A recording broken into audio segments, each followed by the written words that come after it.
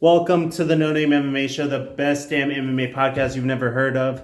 My name is Andy Romero. Thank you for joining us on this beautiful Wednesday, May 19th, 2021. As always, you've got me, Motivated Andy, with Mr. Daddy Juan. And No Nutshot Nina. Before we get going on this week's episode, we want to warn you, our show's undergoing a little bit of construction. We started the No Name MMA Show out of 2020 quarantine. And its time is going to evolve a bit, and we're going to be moving stuff around. So don't come at me because we're formatting, okay? Anyway, tell the people that you have something going on. Juan? I'm getting my second vaccine shot this weekend. Ooh. Yeah, and then nice. You're going to be fucked up for a minute. Yeah, for a little bit. And then Amazon, once they said people who are fully vaccinated on the 24th will no longer have to wear masks there. Nice. I will probably still be wearing a mask, but we'll see what happens. Yeah. So will they be checking for vaccination cards? I'm assuming that's the only way. And they're like, okay, to be able good. like, do you have your vaccination card? And That's fair. I'm assuming that's the only way. Yeah, my job is like doing like anonymous like polls if you're gonna get vaccinated or not, Mm-hmm. and it's just like, yeah, we're gonna get vaccinated. Because then at that point, Trumpers could just be like, "Oh yeah, I got my shot," and then affect everybody. I don't get it. We'll see what happens. Yeah. But yeah, let's go this weekend, this Saturday. Nice. Pretty excited about that. That's cool. You're excited? Yeah. I've heard people are like fucked. I would rather be fucked by a vaccine than by the illness. So yeah, no, you're right. You're 100% right. If I had to pick and choose which one am I gonna get fucked by, I'd rather be like a day of misery over the vaccine versus like a couple of weeks of agony. Yeah. But you're still gonna be fucked up for a That's month. fine. That's fine. Yeah. I'm a big boy. What is going on? Oh, tomorrow Andy and I have tickets to go with some friends to this walking. It's like a show of a murder mystery of the Scranton Strangler, the What? Office themed. Yeah.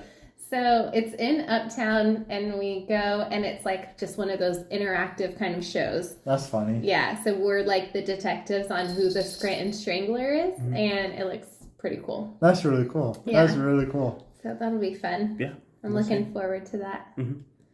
I mean, that's kind of it right now for me. For me, we started rewatching Game of Thrones, and I'm kind of into it. Yeah. We just finished with the first season. I'm kind of rewatching it too, like off and Really? on. Like I'm You're not, rewatching it again? Yeah. Damn. The up until like the 6th season, or the 7th season, it's really, really good.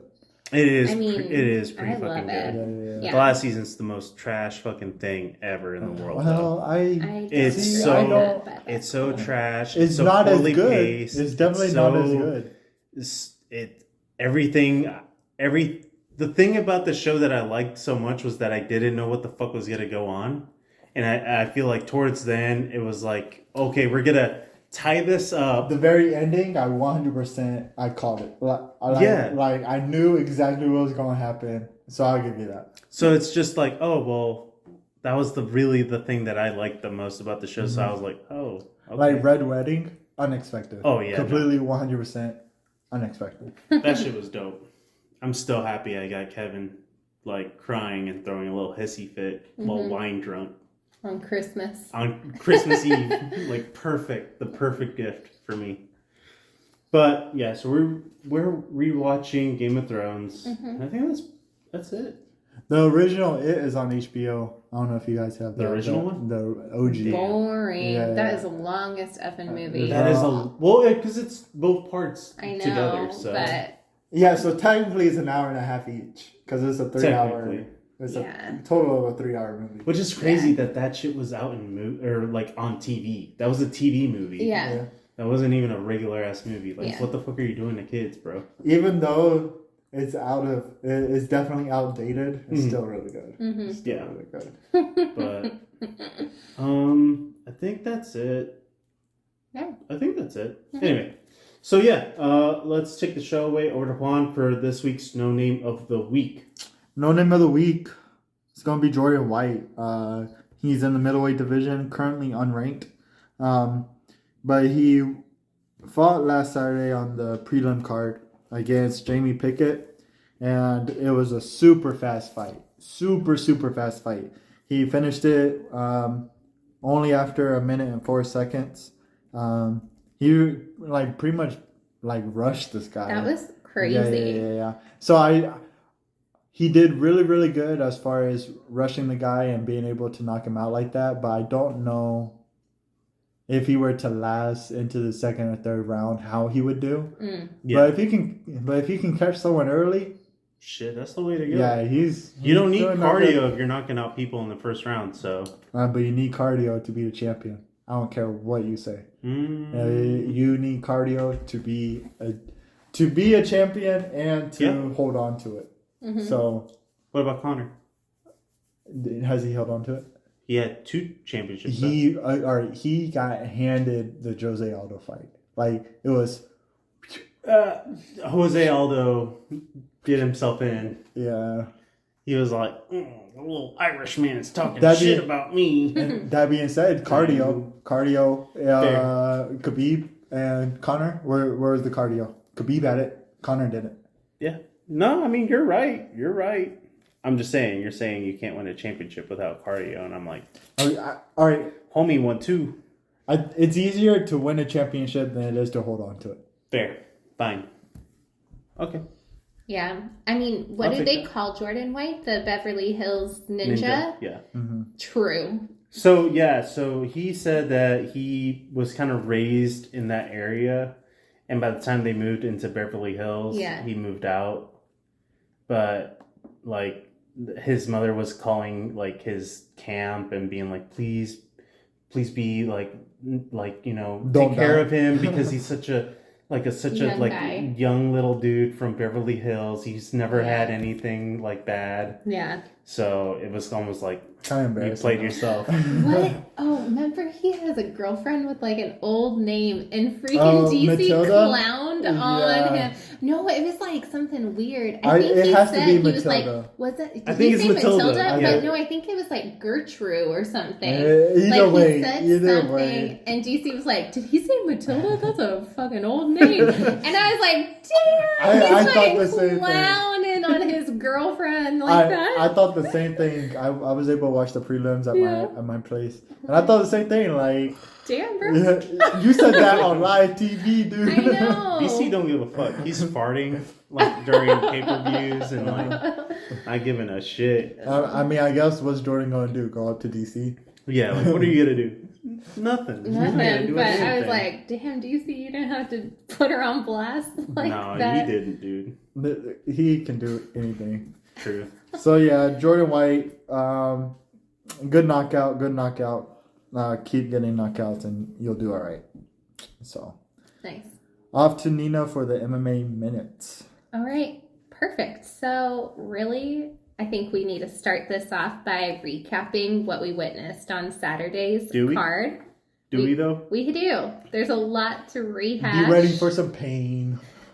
We're gonna grieve together. We're gonna laugh. We're gonna cry together. Let's just do it. We're all in it together. Okay? All right. So let's first start off with that Edson Barbosa versus Shane Burgos fight. That was for the featherweight division. Are you surprised to see Barbosa's victory in featherweight again? His last fight he did win against Makwan Armakani.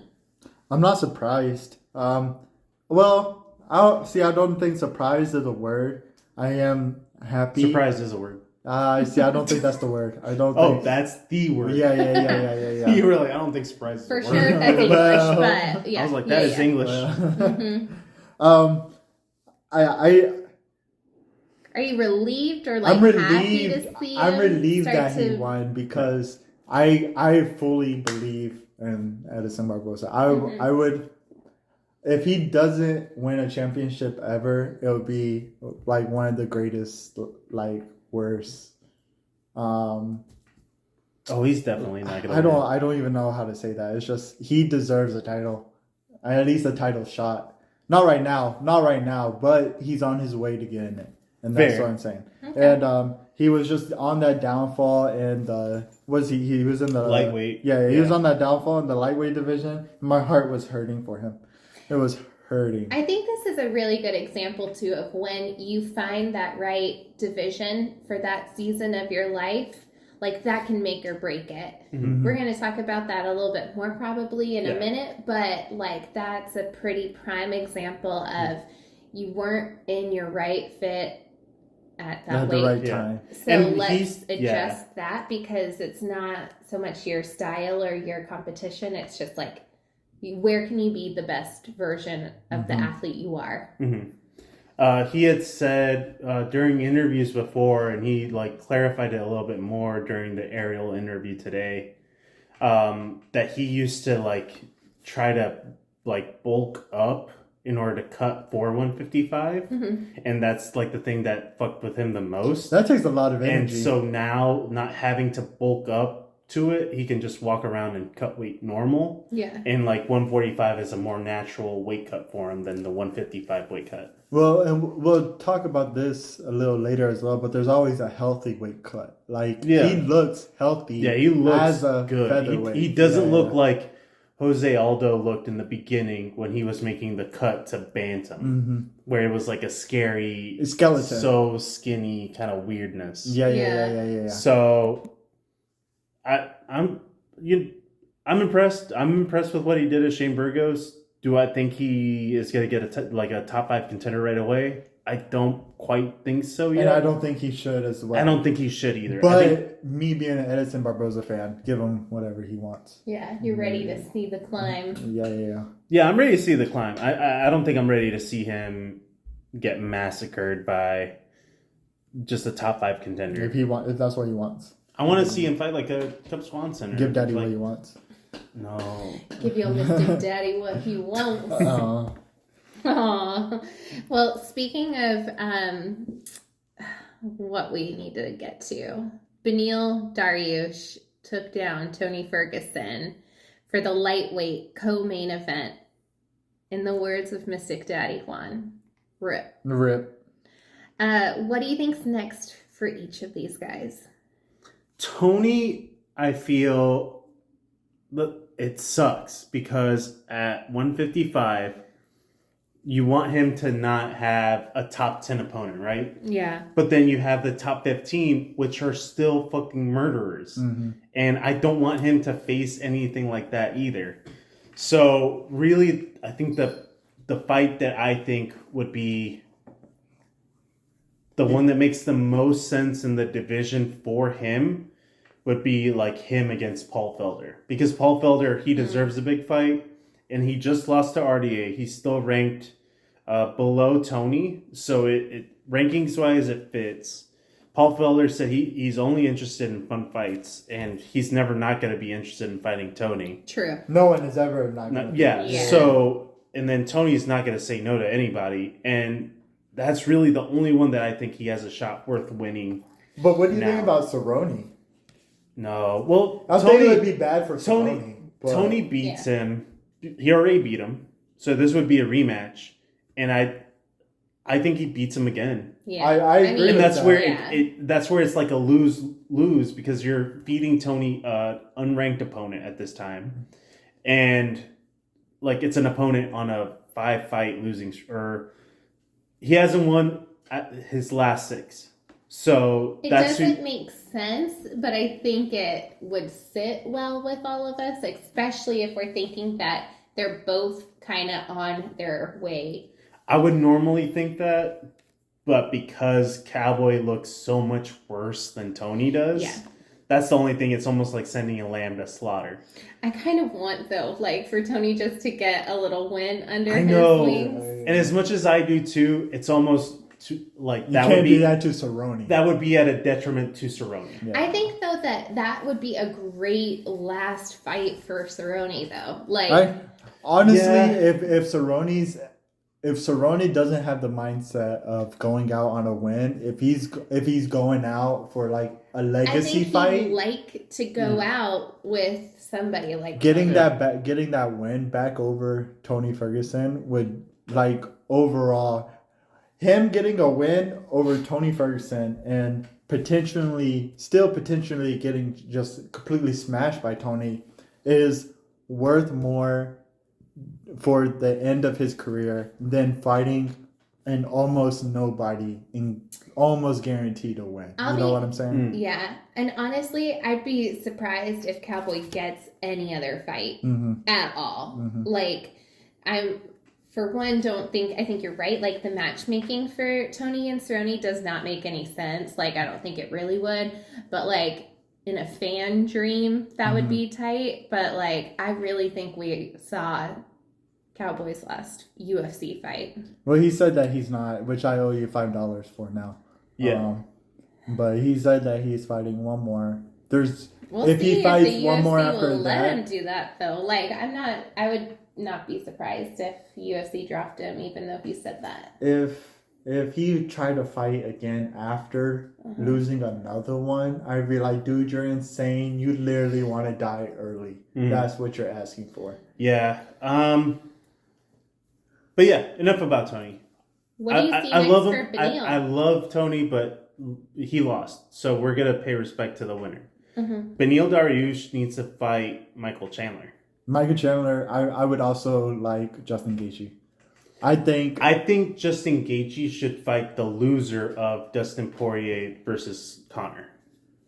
I think that's what I can see that I too. think he's earned it because more than likely it's gonna be Conor. So that's the fight I kind of want to see out of Justin, just because for all intents and purposes, he's just kind of been sidelined.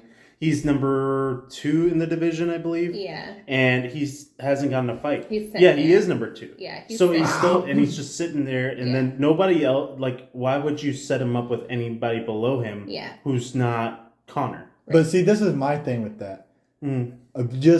Just based off any injuries or whatever, there would be a 6 months waiting period. Justin has already been out for a little bit. Michael Chandler just lost, just got knocked out. So I'm pretty sure he's on the 6-month suspension because of getting knocked out. Yeah. So I think as far as timing goes, you see is Beneil better. and Gaethje coming up next. No. I don't think Beneil should fight Gaethje. I think Gaethje should fight.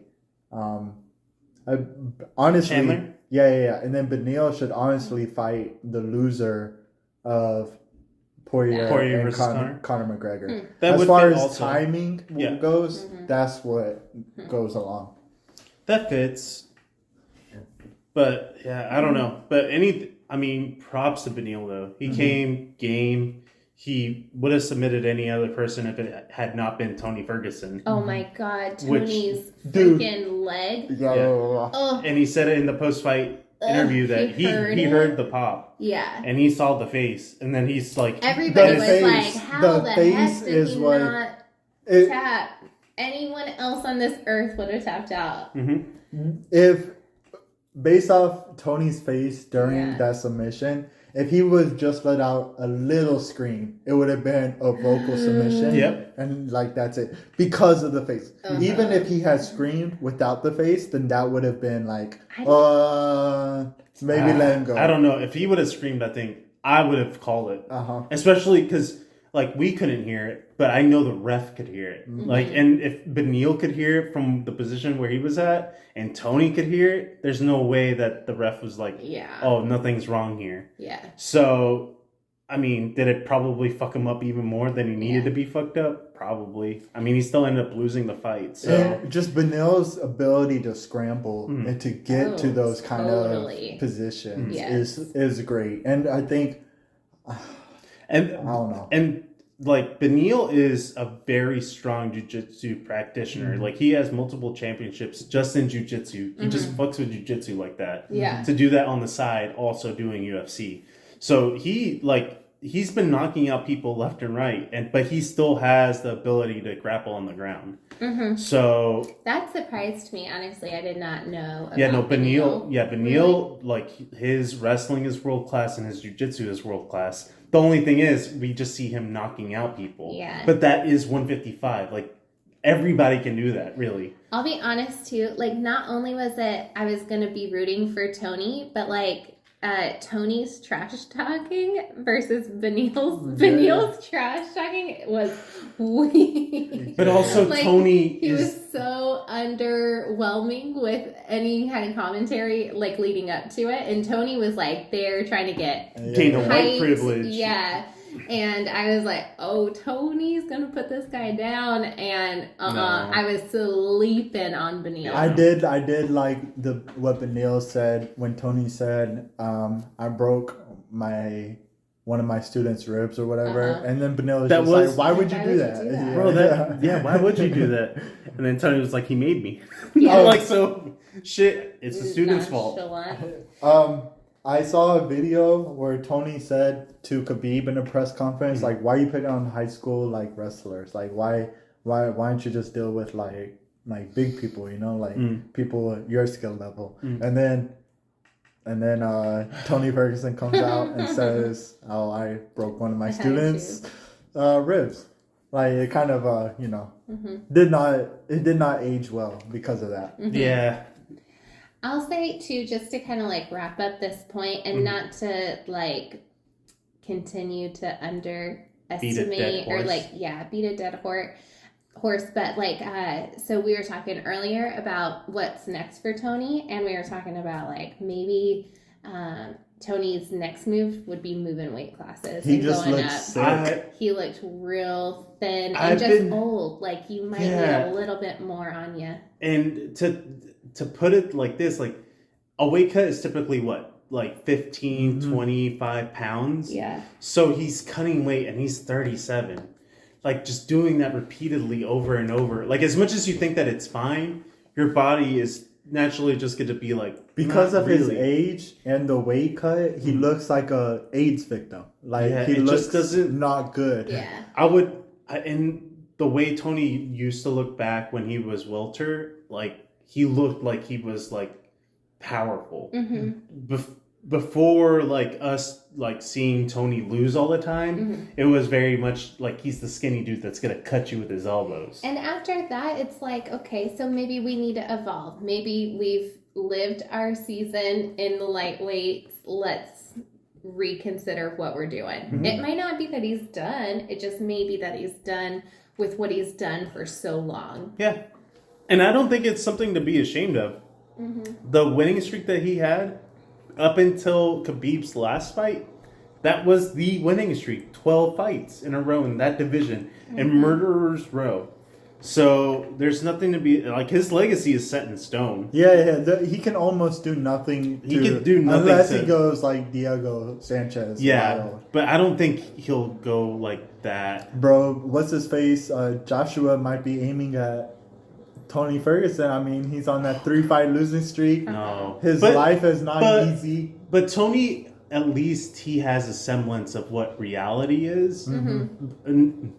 A semblance. I'm not saying all the way. Yeah. But he knows, like, and he has people in his life that kind of steer him in somewhat the right direction. Like, he trains with Freddie Roach, like that's one of his coaches, and GSP He's a little bit more down to earth than Diego. Yeah, he's got a little bit his head screwed on a little tighter. If anyone knows if Tony Ferguson has a nutrition, let us know. I want to know if he is cutting this weight on his own, or if he has a nutrition, and if he has, Tony, if he has a you nutrition, follow us, you listen to the show. I haven't talked to you ever. But you listen to the show for sure. So do you have a nutritionist? Fire that guy. Yeah, fire them get fat and get back up to welterweight. That's the way to go. Yeah. I promise you'll do better. In our professional opinion, as podcasters. Yeah.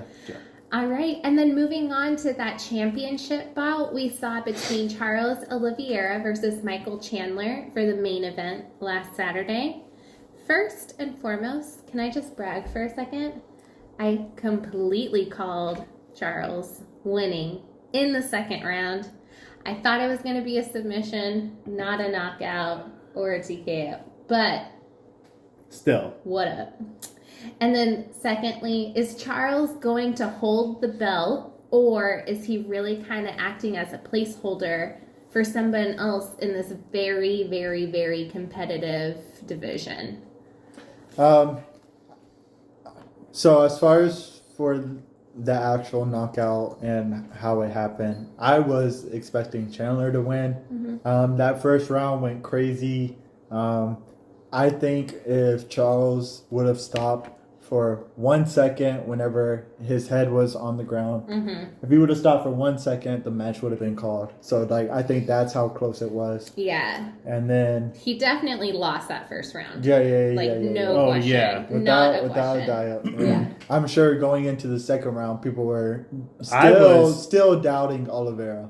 Oh, I was 100% like Chandler's gonna knock him out in a second. Yeah.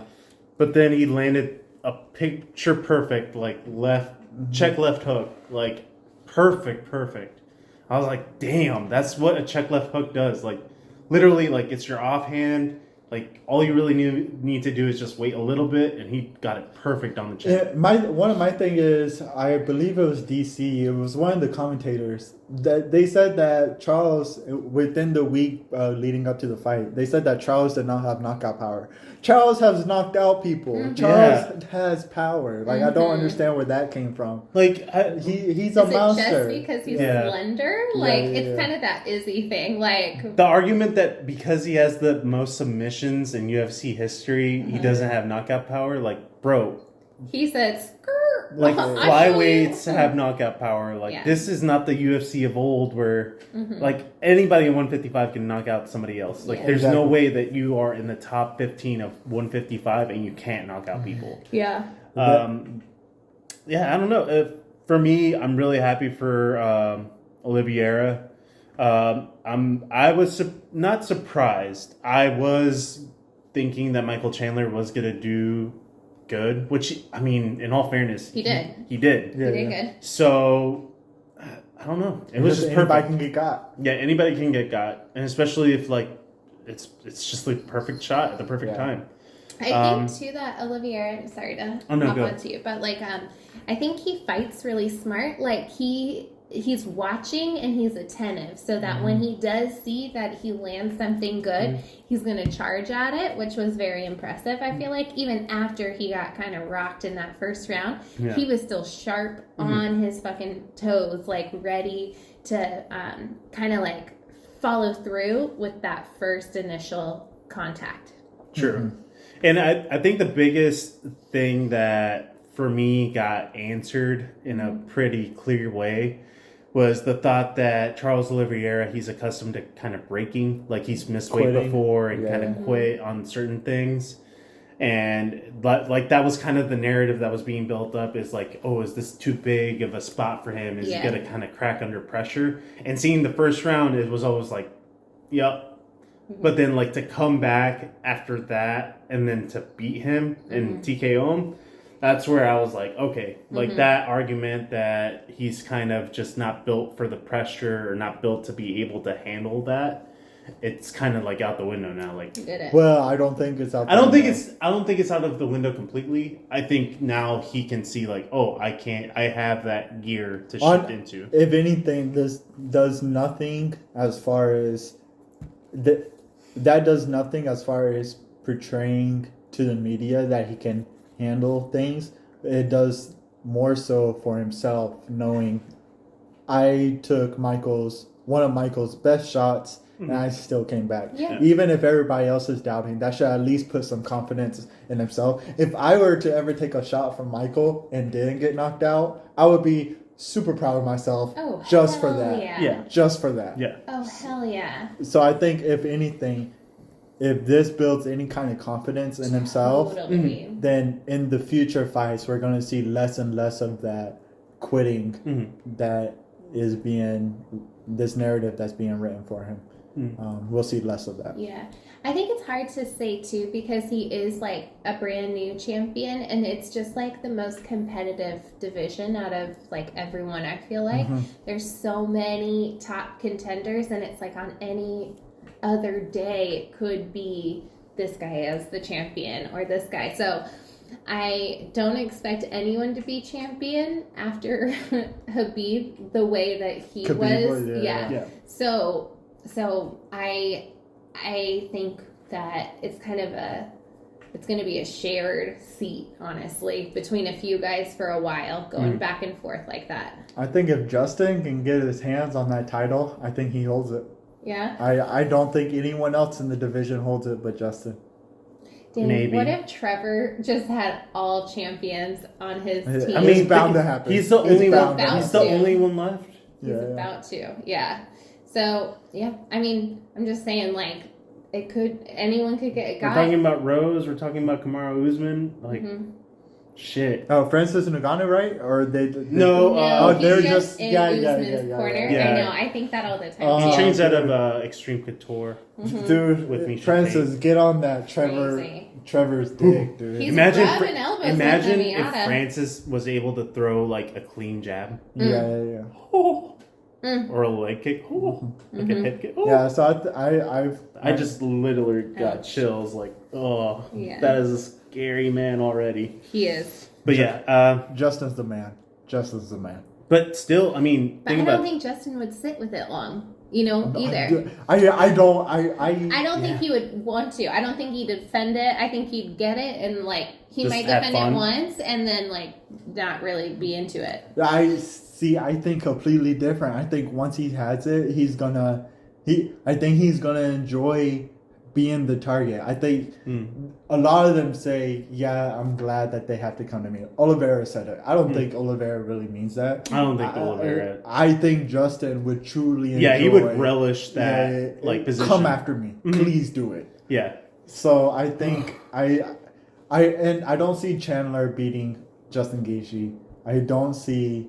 Again, anyone can get got, but if in a perfect world for Justin and Michael Chandler, I still see Justin winning. For Oliveira versus Justin, I see Justin winning. For Conor against Justin, I see Justin winning. Dustin Poirier is the only one that could possibly, with his combos and how I think fast Dustin his Poirier hands, is really the only one.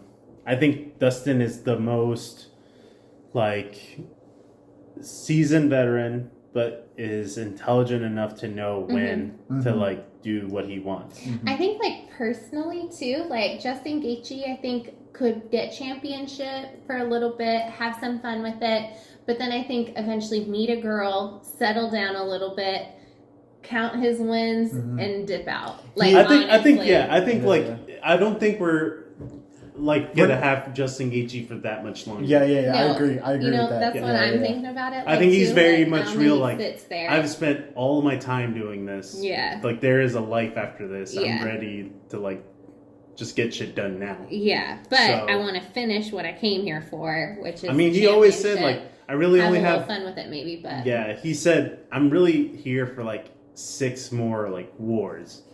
Yeah. So I'm ready to fucking just go at it for like these 6 times, and that was 2 fights ago. Yeah. So yeah, I don't know. I think we listened together too to that right after he won against Tony. We listened to him. Him and Joe Rogan. Yeah, him, Trevor And Whitman, he's and Joe. he's got like a career after that he's already like planning on, and I think that's kind of what maybe put that idea in my head. It's like to be okay with not being champion or not being an MMA fighter for your whole entire life. Like you see how much that really damages so many retired MMA fighters.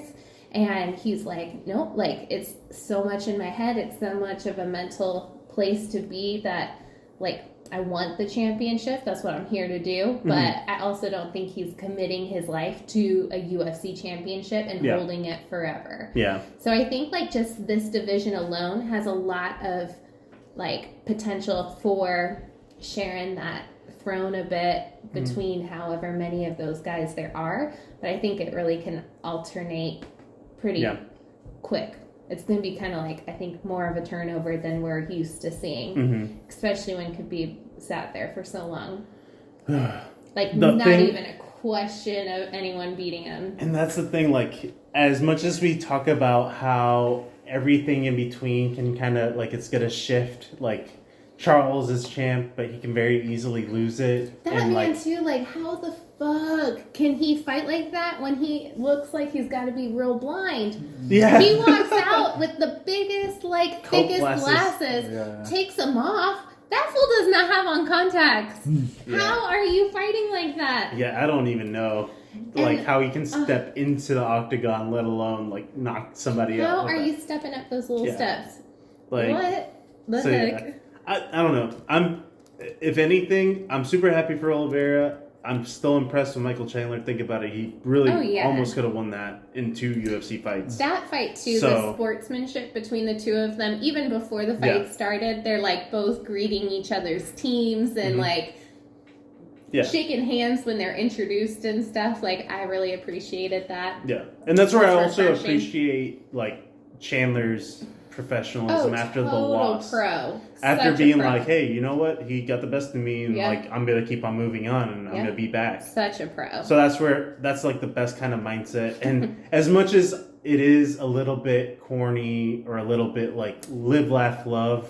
It's cringy-ish, yeah. but it's still nice to see Yeah. some like true professional respect. I would there. rather see that than some like Conor McGregor bullshit. Yeah. Yeah. Like Like the against just the Khabib. trash talk and yeah, Yeah. just all of that. Mhm.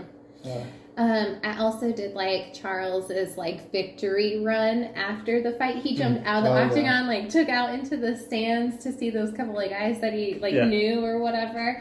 He was like laying on the commentator's desk. Like that was Yeah. a victory celebration he had, which was fun to see. Yeah. Well, congrats to the new champ for now. Good luck trying to Look pull at on history. to it, though. Yeah. Good luck, man. That's nice. Oof. All right, moving on with other news in the MMA world. We saw Derek Lewis bring in some of his own street justice, like literal street justice. We watched this week on his social media that his car was being broken into while he was at a gym in his hometown of Texas, or Houston, Texas. Lewis approached and knocked on this dude and then held him down until the authorities arrived. The perpetrator lived to see another day. Which But that is was crazy. so gnarly to see. Bro. I wish there was Oh a my video God. of the knockout. I wish we could have seen how Derek actually like went about knocking this guy out. Yeah, But that was Derek, if you could get it, Gnarly. if there's a video out there of that you can put out, please do it. Please. And then he said, And he's he- okay. he's okay. Her Dean's fault. Oh my gosh, that was crazy.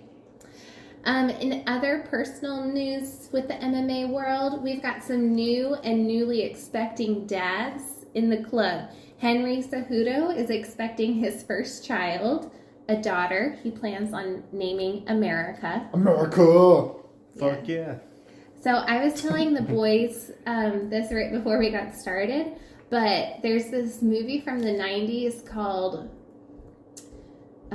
Where the Heart Is, or it's something like that, and it's got, I think it's Diane Lane and Natalie Portman, Yeah. but she names her daughter Americus after the Walmart photographer tells her to name her child something meaningful and strong, and my brain instantly went to Where the Heart Is, or whatever that movie's called. What a weird name, Americus. Uh-huh. So weird. But it was like kind of perfect because that movie was like very like, oh my god, but you kind of can't stop watching it. Yeah, Very yeah. Henry Cejudo I style. think when I heard that name, if I were to hear that name during the movie, I'd be able to turn it off right away. Yeah, Cause that name. Mm. Sorry, Cejudo.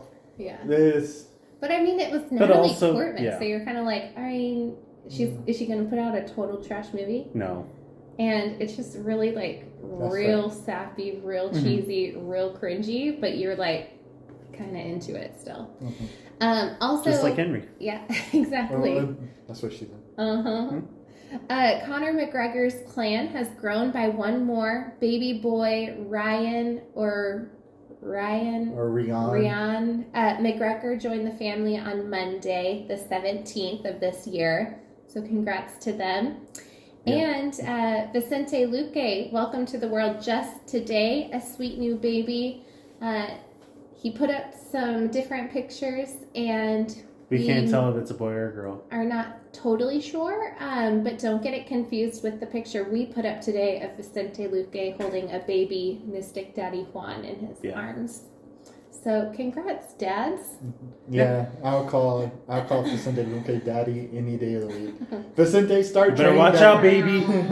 He's coming. He sees for nothing but stiffness. I don't even think I would want to fight Vicente Luque's baby. I think Bro. it's in his genes. Vicente, start training that baby today. An even quieter assassin. Exactly. Like, bro. Good grief. Ugh. Unexpected. Yeah, congratulations for having Spawn. Oh my god. Another assassin. All right. And then lastly, let's look forward to this Saturday's fight. We've got a couple that we're really looking forward to. Really, we're looking forward to the Jack Hermanson versus Edmund Shabazian fight. Jack's got it. Who you all got? The way. You got Jack? I got it Jack. all the way. Yeah, Jack's number 7 in the rankings, Edmund's number 10. So He's gonna get it by submission. Calling it. Calling Jack it. Hermanson is a crazy submission artist. Yeah. I mean, he got Kevin Gastelum 17 something With heel seconds hook? in. A heel hook? Yeah. So, I mean, and that's where Edmund Shabazian, he was going on that undefeated run and then got met with Derek Brunson, and Derek Brunson beat him. I think Jack Hermanson, even though he's ranked lower than a lot of other people, he still should be like a top 5 contender, because like his submission work is just so fast and unique and aggressive that it's almost like having knockout power, but in submission. Like, he can submit you however he would like, real quick. It's kind of that narrative that went along with Charles Oliveira. Like, no matter where you're at with Charles Oliveira, if he can put his hands on you, you're in danger. Yeah. Same thing with Jack Hermanson. Yeah. If he can touch you with any of his hands, you be scared. Yeah. Be very scared, because he can just end it right there. you be scared. All right. And then moving on, we've got a co-main event, and I'm going to need some assistance with her last name. I apologize ahead of time. Yan, help me out, baby. Jiaonan. Jiaonan. The X is really weird. Yeah. Versus Carla Esparza. I'm sure I said it wrong too, so. Who do you have for the ladies with the strawweight division? I don't know Jan like that, but I know Carla, so I'm just gonna go ahead and say Carla. But I don't know Jan like that. Mm-hmm. Carla going up into this, she is ranked, I think, 4. Mm-hmm.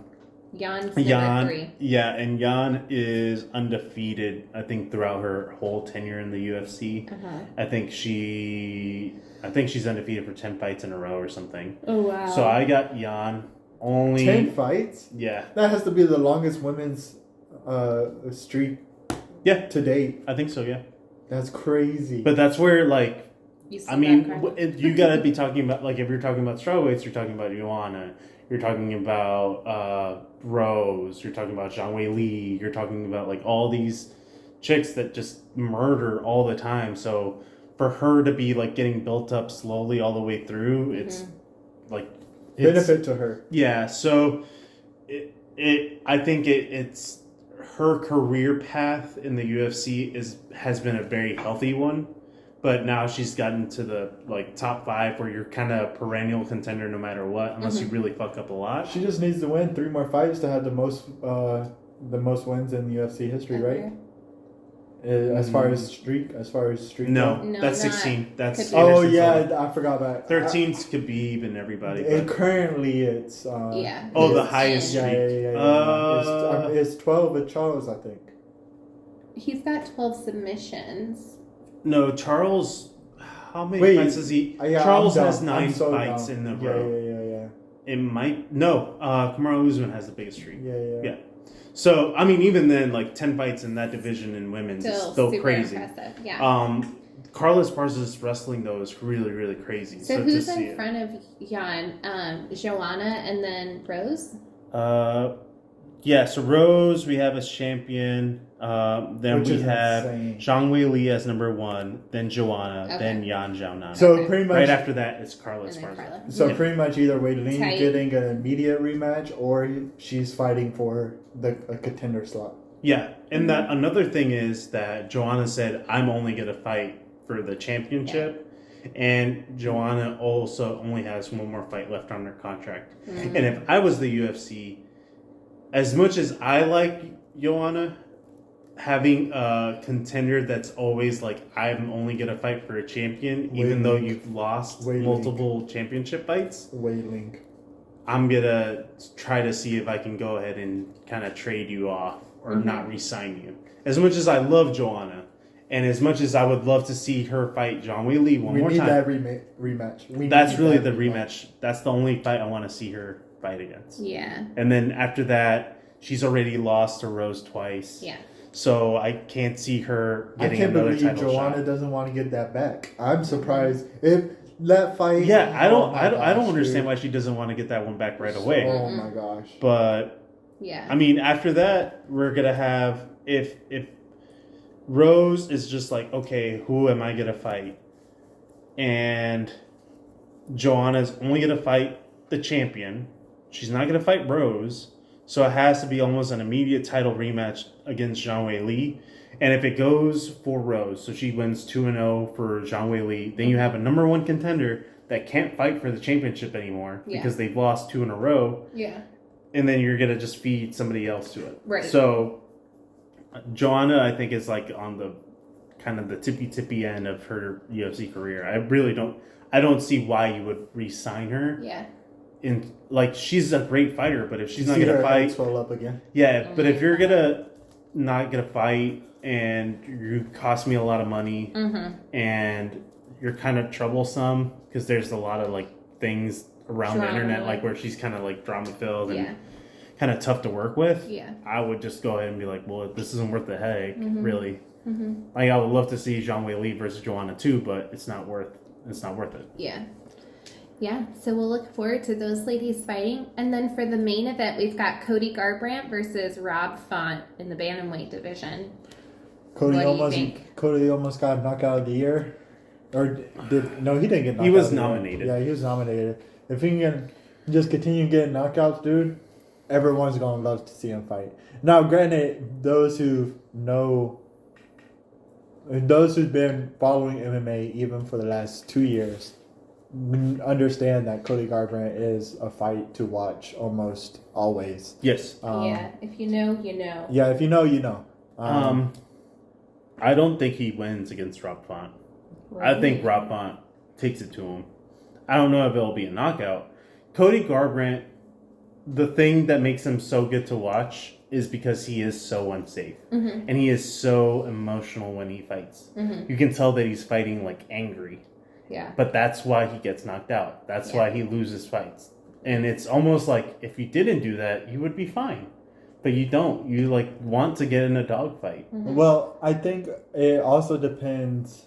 I don't think we can say that that's how he fights all the time. Because even though it's been a minute, his fights with Dominic Cruz they had a lot of emotion behind that. The animosity there was real.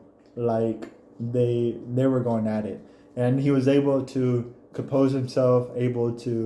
Even whenever Dominic Cruz was hurt, he was able to kind of be like, okay, I can't just go in right now. I have to play this a little smart. So I think it also just depends on where his mindset is at. More often than not, his mindset is in a more emotional mindset within the octagon. It is possible for him to kind of put that emotion to the side. Yeah, I want to believe. I want to believe in a calm Cody Garbrandt. That's like the mythical fighter. Like if he's calm, bro, he is top notch. Like he would win against TJ Dillashaw. But I just don't. I think Rob at this point is just too good. Like he's too well rounded to like have those little if, ands, or buts like kind of what Cody is going to show up. I think Rob is more prepared. I think it doesn't matter what Cody shows up, he's still going to win. But I mean, Cody's proved me wrong before. He's proved me wrong plenty of times. I thought he was going to not win against Rafael Assunção, and he got that knockout. So again, he was calm. He stood there and he waited. Yeah, he waited. So that's where, I mean, I guess it could depend on what Cody shows up. But if we're talking about what Cody shows up, and there's no reason to doubt Rob Font, then I'm gonna go with Rob Font. The safe bet would be Font. I don't really know Rob Font like that, so I'm really a monster. I don't know. Yeah. Monster. But you know, I think. Yeah. I think once you see Rob Font, I think you'll be like, oh, I do. Well, he only fought one time in the last years actually. He did win by knockout, I think. I forgot who he fought, but he won by knockout, and he's still there. So, yeah, I think it's gonna be a very fun matchup. I have Rob winning. Cody has also stated that he's still willing to drop down to 125 and hopefully fight against Davison Figueiredo. And Dillashaw is the only fight to make, other than what he's in right now. He needs to fight Dillashaw again. And the reason why I say that is because Dillashaw is not champion. If Dillashaw was champion, I don't think there'd be Yeah, you can't really make it for the championship. Has Dillashaw ever been champion? Yeah. Okay. Yeah, he was at 135, remember? I didn't know him in champion mode. But whenever he fought Henry, that's when he went down to 125. Yeah. So you didn't see a haven't seen him TJ as title the fight champion. at 135. Yeah. Yeah. Because right after that's when he got banned. And, Right. And also, what's his face was probably dirty during the Garbrandt fight. So they said that they had gone back and retested the samples that they had collected. But let's be completely real. USADA is 5,000 steps behind what these guys are doing. Well, yeah. These guys know to the T what they can get away with. Yeah. If you think that they're going to be cheating willy-nilly and not know what the fuck they can do, you got another, you're wrong. You're absolutely wrong. So, for me, there's no doubt in my mind that he was doing EPO a lot longer before Henry's fight. Right, exactly. And for him not to get caught, it's not he never did it. No, you just didn't get caught because you knew what the fuck you were doing. So, and that's the thing with legacies. As soon as you get popped for one of those things, I'm not giving you the benefit of the doubt, because if there's smoke, there's fire. Yeah. If you went to the lengths to get EPO in you, so a needle into your arm, knowing what it is, in order to perform better at possible detriment to your own health, you really don't give a fuck. To the point where I'm gonna always consider you a cheat.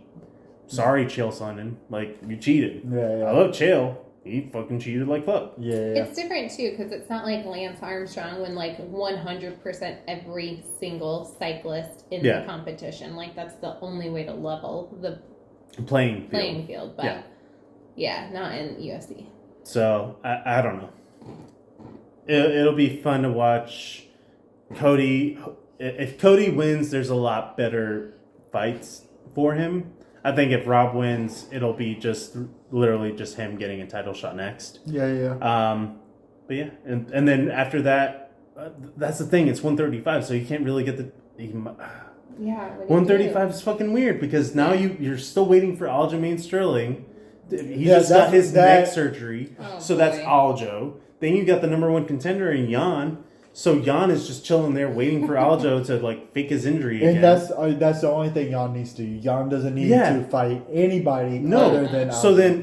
So this is a potentially a number 2 contender spot. Yeah. And then after that, so if you have a number 2 contender spot here, July 24th is months away, and that's going to be Corey Sandhagen. We were talking about Corey Sandhagen getting the first title shot. Yeah. He was going to get the first crack after the Jan Aljo fight. Yeah. And now he's going to have to wait. And he might get pushed back until spot number 3 or 4. Right. That's where we're at. So it's just a tough division. And the reason why I prefer Bantam over everything else is because at least Bantam, they will fight pretty quick. Yeah. But it's almost if they fight pretty quick and there's just a like a fucking injury to one of the top people, then it just delays everything. Holds But everything it'll up. still be better than 155 because guess what? At least we won't be waiting years for Connor to come back because he's the fucking bag. So Retired, not retired. This isn't on our like schedule to talk about, but since it's been brought up, the whole Aljo thing. Before I kind of defended it, like whatever, like he was on his knees and then he got knee to the face. yeah. Like because I was that's bad. Yeah. But we've seen people get knocked the fuck out, like just absolutely destroyed, and then they get up faster and healed faster than Aljo did. Yeah. I know, I'm not even all that mad at Jan, to be totally honest. Completely not It was okay, bad. It was bad. Yeah. But Aljo, you gotta keep in mind of how other people have been treated into the ring. Yeah. If you're gonna act properly, you know? Yeah. Act for 10 seconds and be like, all right. Yeah. I don't know. I mean, that being said, it is what it is. Am I upset that he did what he did? No. If it were me, if I were to get illegally struck, and I'm going to stick by this, if I were to get illegally struck after my team has devoted their time, effort, my family has like sacrificed so their time and life for me to achieve this, fuck you, you fucked up, not me. So The line is drawn for me though, where you start to troll and you start to kind of sit. And even though he did get injured and he's getting a surgery, it is what it is. It's almost like, okay, well, just then you're not the dude. That's fine. You're getting pay-per-view money. You're getting an immediate rematch with the challenger because you're champion now. That's it. That's it. No more. You don't get anything else from me. That's all you're gonna get, and that's fine. So I think that's where it starts rubbing me the wrong way, where he's like, "Oh, I'm a champ. Oh, I'm gonna fight Henry Cejudo. Oh, blah blah blah. Fuck you, Jan. Blah blah blah." So I completely agree. Jan threw a legal strike. Jan should lose that match regardless. Yeah.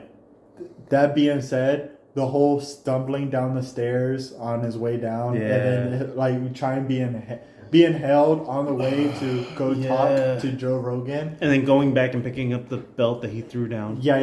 That's too much. That's why. And honestly, it's like, I mean, I'm one of the bigger, like, all fights should be disqualified when there's an illegal thrown like that. At least it was like a. At least it was worth it. At least it was like, at least it was. At least it was a proper illegal strike. Yeah. If it could be any kind of illegal strike, you're gonna go big. If you're gonna do it and you're gonna sweep the fucking leg like Karate Kid, a knee to the fucking temple is the way to do it. I mean, But I mean, you're right. It's not like, oh, sorry, second warning, you're eye gouging. You know, like that's whack. And people fight like still all the time, like. So, but Juan's if nobody's gonna make that like the uniform rule, really, then like, all right, if fucking go for it. If Jairzinho Rosenstrike can like knock down Alistair Overeem to the point where he's almost knocked out and have half of his lip removed from his mouth, and he can still like smile afterwards like it's nothing. As a professional fighter, maybe you took an illegal knee and it fucked you up a little bit, and it was a legal strike, so you won. But then it's definitely the way he reacted after and how he's been acting. So we're kind of like, all pity has gone out the window. Well, now my pity starts going away when I start seeing the division that I think is the best division. I don't think it's my favorite. I know it's my favorite. I think it is the best division. To see it kind of stalled out because somebody's just kind of taking the easy way out. Yeah. I mean, even though the neck surgery is required, it's fine. Yeah. It's a real injury. Yeah, it's totally legitimate. But like, this is the smallest violin playing right here because everybody has a story where they got hurt. From an illegal. So. Yeah. Well, that is it for this show. If I can say so, I do think it's our best episode yet. We wouldn't be here without you. we literally only do this for you guys. So Well, hit us up. I think I enjoy this. I enjoy doing it. I kind of know. do it Well, for myself. Okay, well then fuck you guys. We will do this without you. I mean, Pieces yeah. of shit. So yeah, talk that mess. Go on, do something. Hit us up on our things. Juan, tell the people how they can reach us. You can hit us up on Instagram at no.name.mma.show, and then you can hit us up on our Twitter at no-name-MMA1, and then you can punch us an email at no-name-MMA-show@gmail.com. We're going to be messing around with our Instagram and our Twitter a little bit as far as like the colors and the formats go. So if you see something that you like, let us know. If you don't like. Yeah, if you see something that you don't like, let us know. The social media end is for you guys. Yeah. So Pull up on me. so give us. Pull up on me. Oh, and also on our Spotify's and Apple Music, wherever you're hearing this podcast from, give us reviews. Go onto the review page. And even, I don't care if it's a 1-star. I don't care. I prefer a 5-star. Give me a 5-star. Yeah, let's do 5, guys. But give us 5, guys. Give us any proper criticism, constructive criticism that you can give us, or give us shout-outs, whatever it is. Tell us what's on your mind. Yeah, and for the people that have reviewed us, we do read the reviews, and we do appreciate it so much. I would call you guys out, but I'm not trying to put you on the spot like that, but we really, really do appreciate it. Yeah. And it makes it like, oh, shit, this is worthwhile. Yeah. It motivates Mr. Andy. It lets us know that we're doing something right. Totally. Yeah. So really, really appreciate you guys. And I think that is it. Have a great rest of your week. Mm-hmm. Talk at you next week. From Mr. Daddy Juan. No Nut Shot Nina. And Motivated Andy. We'll see you next time. And also, as always, Fuck John Jones. Fuck you, John Jones. Man, I'm going to get banned for that. Go do crabs with Oscar.